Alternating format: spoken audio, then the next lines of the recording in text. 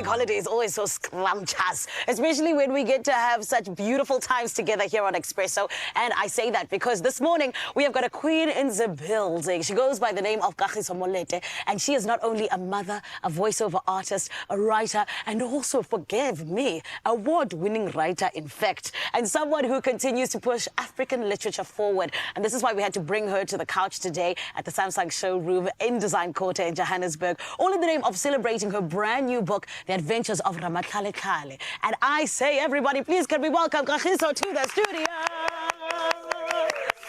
Kagiso, how are you? I'm great, thank you. How are you? I'm good, thank you. You look so gorgeous, and you're in my favorite color. Thank you. But we are excited about this book. And my love, I have to ask you this morning because I feel like you're a woman who is from Soweto. Yes. You grew up there. And from a young age, you had curiosity about, where people are from and everything, right? Yes. What sparked that curiosity? So the curiosity started, we come to Joburg, we come to Soweto. Most people are here to work, and we get to learn a lot of things, and a lot of people get to know a lot of people. And it just sparked that curiosity that where's everyone from? Because most people are here to work. And it's just that diversity where we can all be in one place and speak different languages. So the language was the most important thing that made me very interested in it. And one thing I also know about language is that it's so important in the sense that I grew up in the Eastern Cape.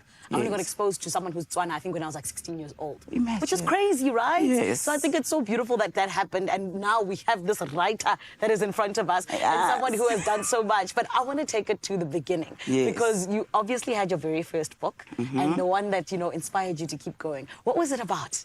So the book that I wrote is what's called Mammu, right? It was a flower whisperer. It's about this girl that had a gift, but mostly it was a gift that lies in each child and each of us, which is love. It was about self-love, unity, just communities sticking together, working together, loving each other as African people, basically. So just to enforce that and to teach kids that unity is important from a young age. We don't have to learn it when we are older. Sure. And also, I think that it's so special that you chose to go in the children's literature direction, because you could have gone anywhere, right? Yes. Why the children's literature, my babe?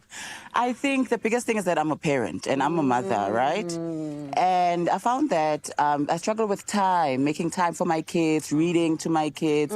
And even with the books, or the books I write, I always write books with busy parents in mind, parents that are working. It's a quick read, you can get there, give your kids their lessons, it's interactive, it's fun. So I think it's mostly that. Yes. And you know what? Something about South Africa, right?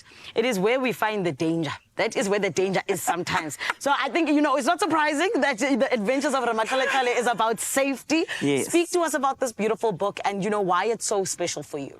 So why this book is so special, I'm from Soweto, right? And where I stay, there's a school nearby. And kids get stolen, guys. It's, we don't talk about this enough, but kids get stolen. Yes. And I wanted to be able to empower kids, to be able to take care of themselves, to be aware. And it's mostly the power of awareness. So it follows this little young boy, tlhale, he's a smart boy, loved in the community by these older, these grannies, Yes. And one day, it's his 7th birthday, he has to go to the shops on his own for the first time. It's pretty far. He does it on his own, but he faces some challenges on the way. And he uses some of my safety guides that I list in the book.